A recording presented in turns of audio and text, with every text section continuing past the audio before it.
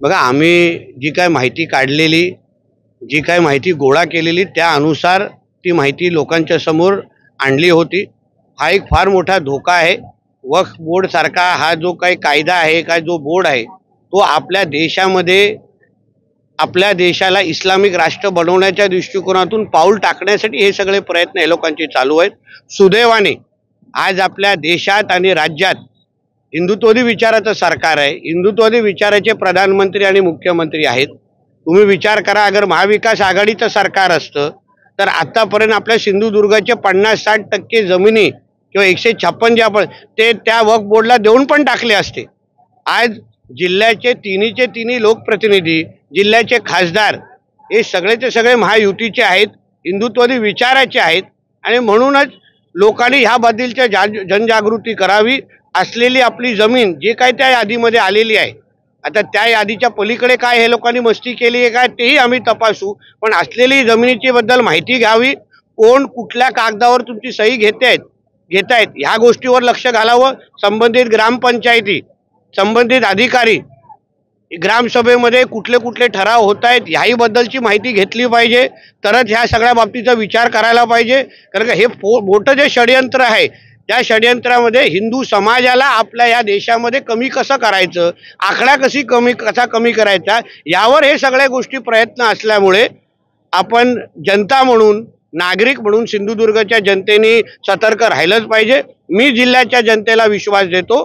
आमचं सरकार, आम्ही लोकप्रतिनिधी, आमचं केंद्र सरकार असेपर्यंत तुमच्या एकही इंच जमीन आम्ही वक्फ बोर्डला द्यायला देणार नाही, एवढं शब्द मी जिल्ह्याच्या जनतेला देतो. देवस्थानची जागा यामध्ये जास्त प्रमाणात आहे, आचऱ्यामधील जागा जास्त आहे. बघा, हाच तो मोठा धोका आहे.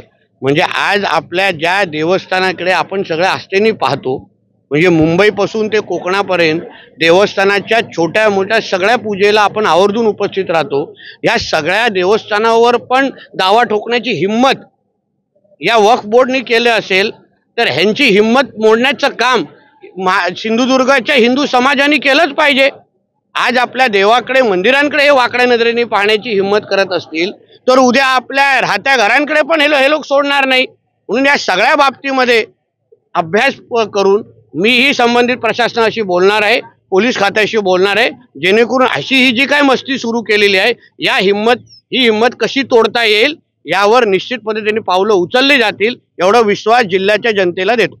राज्यात आणि देशात हिंदुत्ववादी सरकार आहे, यावर ठोस पावलं उचलली जाणार आहे. आमच्या केंद्र सरकार म्हणजे आदरणीय मोदी साहेबांच्याच सरकारने वक्फ बोर्ड या कायद्यामध्ये अमेंडमेंट सुचवलेले आहेत, ज्याच्यामुळे हे जे काय ह्यांची मुजोरी आहे, हे जे काय जसं न सांगता कोणाची जमीन घेणं, कुठलाही कोणालाही अपील करण्याची मुभा नाही.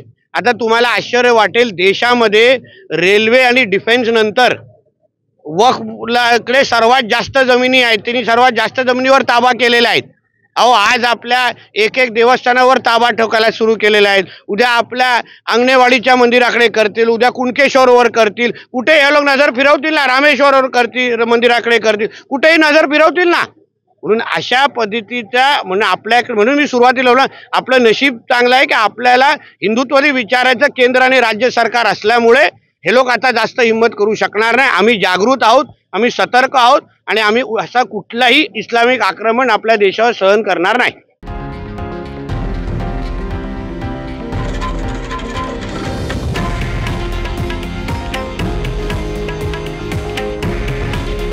हे आहे देशातील नंबर 1 न्यूज नेटवर्क आणि आपण पाहत आहात TV9 मराठी. काळजी तुमची, हित महाराष्ट्राचं.